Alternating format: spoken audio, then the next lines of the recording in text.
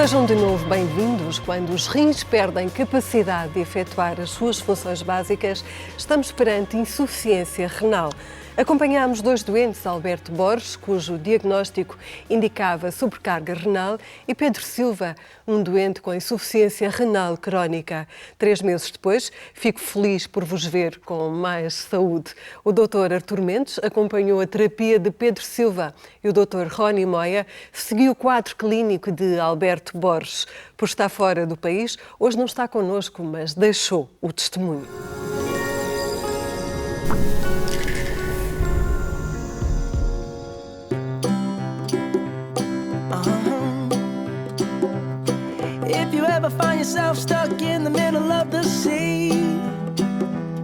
Há 3 meses, o diagnóstico de Alberto Borges revelava sobrecarga renal, tensão alta, diabetes e anemia. Durante 12 semanas, fez um plano de tratamento para melhorar a sua saúde, que passou também pela mudança de hábitos de vida mais saudáveis. A alimentação foi um dos pilares mais importantes. Seguiu uma dieta pobre em gorduras e açúcares, aumentando o consumo de peixe e legumes. Eu deixei de comer, precisamente, aquelas coisas que toda a gente gosta de comer. É o cozido à portuguesa, é o leitãozinho da barrada, é isso, queijo da serra da manteigada. Para aumentar a mobilidade, seguiu um programa de pilates clínico, incluindo também o exercício físico no seu dia-a-dia, conseguindo assim ganhar mais resistência. Na casa eu subi as escadas do metro lá do Rato, lá do fundo, que ainda são bastantes. Eu sinto-me bem até cá à rua bem, sem me cansar. A terapêutica seguida foi bastante variada, começando pela ozonoterapia, que é um tratamento que aumenta a oxigenação do sangue, tem um poder anti-inflamatório e antibiótico. A nutrição intravenosa e a terapia celular tiveram como objetivos regenerar os órgãos e aumentar o poder imunitário. Em conclusão, o que as análises me dizem é que o Sr. Alberto está muito melhor. Os glóbulos vermelhos, normais, ou seja, ele tinha anemia antes e agora não tem mais. No que se refere à parte renal, o Sr. Alberto antes tinha uma sobrecarga renal bastante grande, os níveis de proteínas eram altos. Agora, por exemplo, os níveis de proteínas, a creatinina, que normalmente é 1,4, 1,5, estão abaixo da média, estão normais, 0,92. Uma outra coisa importante também, o açúcar do Sr. Alberto era muito alto, era por volta dos 120 miligramas por decilitro, agora veio para 110, o que significa que é levemente acima da média só. Ele era um diabético medicado, agora ele é um pré-diabético. Ao fim de 3 semanas, Alberto Borges tem menos 12 quilos, o colesterol e a tensão arterial dentro da normalidade. Então a conclusão foi completamente positiva. Ele se movimenta mais, ele faz exercício físico, ele come melhor, ele tem os nutrientes necessários no organismo, tem mais resistência. Portanto, com 79 anos de idade, isso é um exemplo para todo mundo, para todo Portugal, para todas as pessoas que podem ver que realmente, se você quiser mudar, a sua saúde pode ficar melhor independente da idade.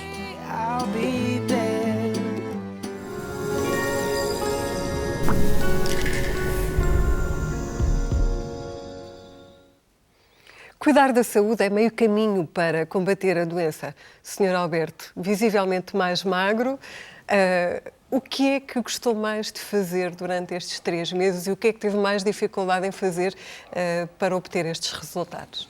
A dificuldade não foi muito grande. Eu nunca fui, sempre na minha vida, nunca fui grande comer. Eu sempre gostei de qualidade e que me soubesse bem. Por causa de certas coisas que eu comia e que agora não como. Mas, ao fim e ao cabo, valeu a pena, sinto-me agradado, porque estou a ficar muito mais direitinho, mais leve. Mas sinto-me até a melhor. sua pele está mais saudável. Sim, é natural que a minha pele também esteja melhor. Qual foi a maior dificuldade? Não nota. A dificuldade é, às vezes, a gente de facto querer abusar, mas não, de resto não tem assim grande Foi um dificuldade. bom doente, não temos cá o Dr. Rony Moia Acho que para o contrariar. Não, está tudo bem. Acho que não estou nada arrependido de ter aceita este desafio. Muito bem. E o Pedro? Como é que se sente? Sinto-me bastante melhor. As primeiras 2 semanas foram de adaptação um pouco difíceis, mas depois melhorou substancialmente em relação aos tratamentos que eu fazia durante o dia. Porquê é que diz que foram mais difíceis ou que foram muito difíceis? Não sei, a adaptação de início eu andava ainda mais cansado e depois até me habituar a fazer o tratamento de noite foi de facto quase 2 semanas difíceis, mas depois de repente melhorou substancialmente em relação ao anterior. Doutor Artur Mendes, um comentário aqui a este exemplo dado pelo Pedro. Portanto, ele foi-lhe introduzida a diálise noturna e inicialmente sentia-se um pouco mais cansado do que era habitual. Porquê? O Pedro deu um exemplo, mas ele próprio é um exemplo extraordinário de como se lida com uma doença gravíssima. Porque nós temos que dizer isto várias vezes. A doença renal crónica é uma doença gravíssima, com uma mortalidade anual à volta de 15%. O que aconteceu com o Pedro foi a clínica, o tratamento pretendeu ajudar o Pedro a conseguir ter vida, a melhorar a sua vida, não só em termos clínicos, porque a necessidade de medicação, a forma como ele se sente, a forma como ele vive é muito melhor agora, mas não só no aspecto clínico, mas também e principalmente no aspecto de vida profissional. Porque nós conseguimos que o Pedro, ou melhor, nós ajudámos o Pedro, porque quem se conseguiu foi o Pedro, a aquilo que eu posso considerar que seja a reabilitação renal. Porque o Pedro tem 2 órgãos que deixaram de funcionar e ninguém consegue sobreviver sem 2 rins. O que nós fizemos foi permitir que o Pedro continuasse a viver, mas isso não é suficiente. Não é só permitir que as pessoas continuem a viver. É preciso ter a força. É preciso que eles tenham uma vida. E o que nós pretendemos também com a diálise noturna foi fazer com que o Pedro tivesse essa vida. No aspecto, por exemplo, profissional. Manter a sua profissão, continuar a trabalhar. Ou seja, reabilitar o Pedro sem 2 órgãos vitais. Mas aqui convém fazer uma ressalva. O Pedro teve sempre o doutor por perto. Atualmente, o Governo, de certa forma, está a incentivar a diálise peritoneal e os médicos não estão a acompanhar tanto os doentes como, neste caso concreto, que era um exemplo diferente do habitual. Certo. O que acontece muitas vezes em Portugal é que nós discutimos os problemas com uma perspectiva não exatamente a mais correta. E também este problema, infelizmente, tem sido tratado numa perspectiva que não é exatamente a mais correta. Qual é que é a perspectiva, na minha opinião, mais correta? Primeiro, prevenir é sempre mais económico e é sempre melhor. Segundo, o aspecto económico nunca pode ser o único aspecto. Terceiro, quanto custa uma vida humana na prática? É essa a pergunta. Quanto custa? Eu comecei por dizer que se o Pedro, por exemplo, não fizesse hemodiálise, não sobrevivia. E no caso dele, ele ainda tem um transplante pela frente. Ainda tem um Está transplante preparado para o transplante? Sim, estou em lista de espera e isso é sempre uma incógnita. O facto de ter sido seguido durante estes 3 meses pelo seu médico e por nós, constantemente, deixou mais fortalecido para essa próxima etapa da sua vida? Sim, até porque a nível clínico, como o doutor falou, estou mais estável e eu acho que isso é sempre benéfico. É sempre uma intervenção profunda, que é preciso estar preparado fisicamente e não só para ela.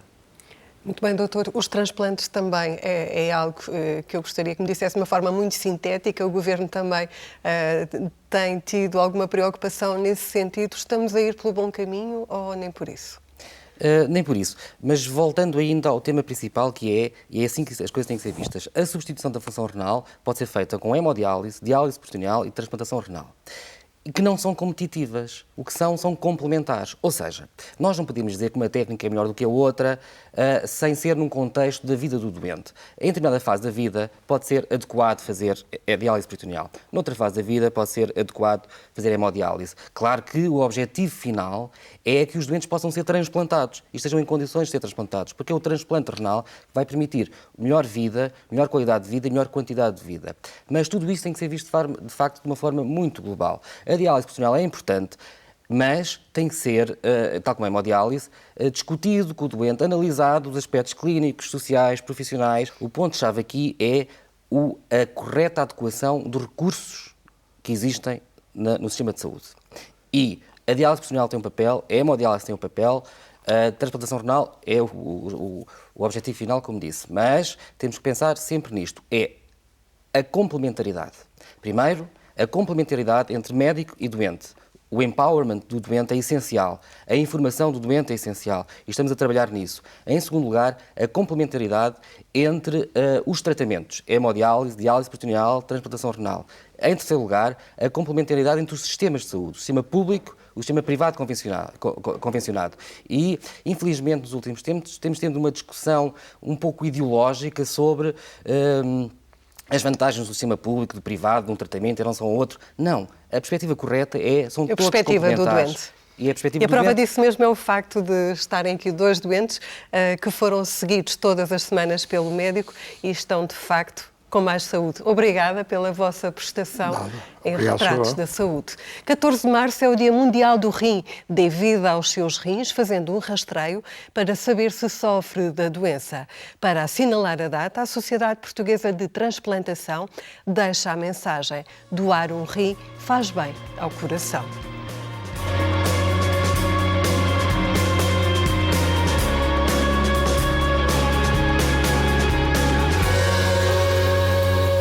Em Dicionário da Saúde acrescentamos dicas para ter mais saúde.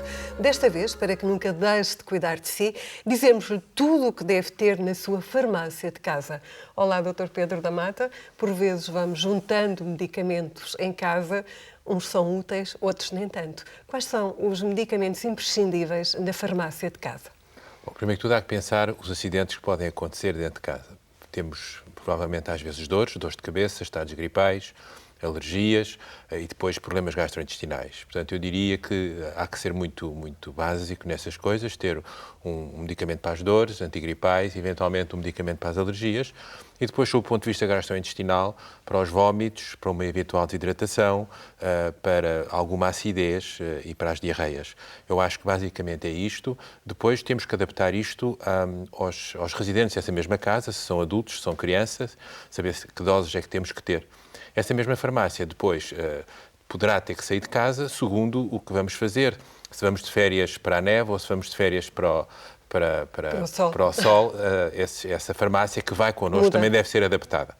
Mas basicamente são estes medicamentos. Por outro lado, também existem algumas ferramentas que devem lá estar na farmácia, nomeadamente. Sim, nomeadamente um termómetro é essencial, uma pinça, uma tesoura que não tenha pontas, depois os produtos de desinfecção, não é? Os produtos antissépticos também, e depois é sempre o gelo, que normalmente nós aconselhamos ter um saco de ervilhas no congelador, que é sempre o mais adaptável no caso de um hematoma. Em vez de estarmos a pôr o gelo, o próprio saco de ervilhas serve de frio. Até porque é mais confortável. Exatamente, e ao contacto. Adapta-se. Por outro lado, já saíram alguns medicamentos das farmácias. Na casa dos avós havia, por vezes, mercúrio. Quando e porquê é que o mercúrio saiu da farmácia? O mercúrio saiu já há bastantes anos e saiu sobretudo porque é tóxico para a nossa saúde, podendo dar problemas gastrointestinais, até problemas do sistema nervoso central, como também até é tóxico para o meio ambiente. Por isso é que também os termómetros hoje não são em mercúrio. Também alguns se lembram dos aparelhos para medir a tensão, que era uma coluna de mercúrio, hoje também já não há. Portanto, o mercuriocromo e tudo o que contém mercúrio saiu do mercado por essa razão. É mau para a saúde e é mau também, é tóxico para o ambiente. Por outro lado, a nível de regras básicas para ajudar quando acontece um acidente, nomeadamente para fazer um penso.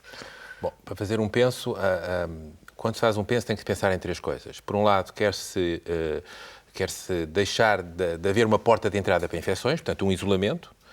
Por outro lado, evitar que haja um sangramento e, em alguns casos, tem que ser mais compressivo, que é raro, sobretudo nas feridas cirúrgicas. Portanto, um penso tem que arejar, por um lado.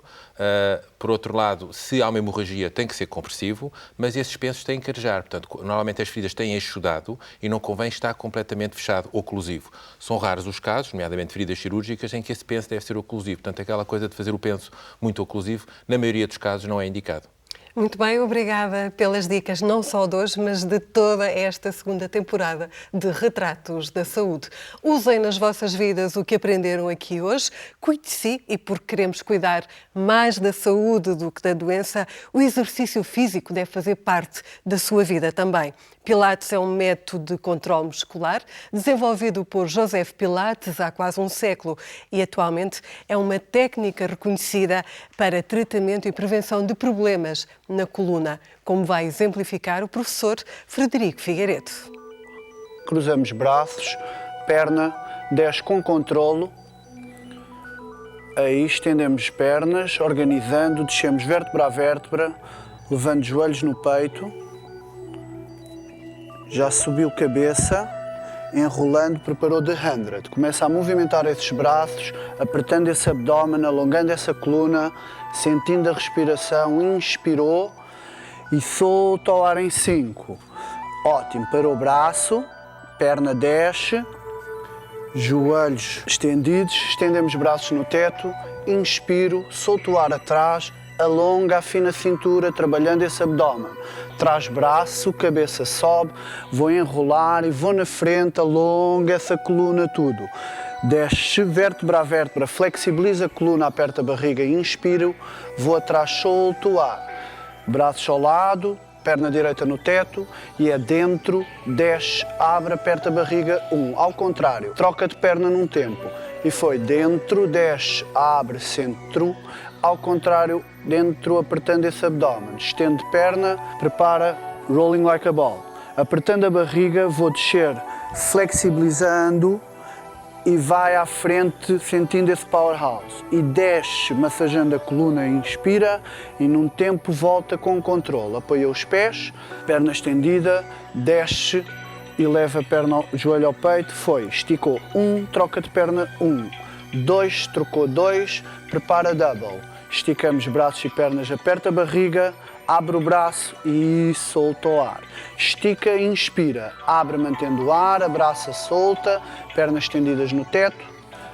E foi, puxou 1, troca de perna 1. Olhando para esse abdômen 2, trocou de perna 2. Deixa pernas no teto, mãos atrás da cabeça, descemos. Já preparou teaser, joelhos no peito, braços no teto. Inspiro, solto o ar, traz o braço, cabeça ficou em teaser. Sorriso na cara, leva braços ao teto, desce com controlo, afinando a cintura, pensando em abdômen, joelhos no peito. Vamos nos enrolar, ficamos de pé, organizando novamente esse corpo, pensando em abdômen, com uma postura correta, uma atitude positiva. Obrigado.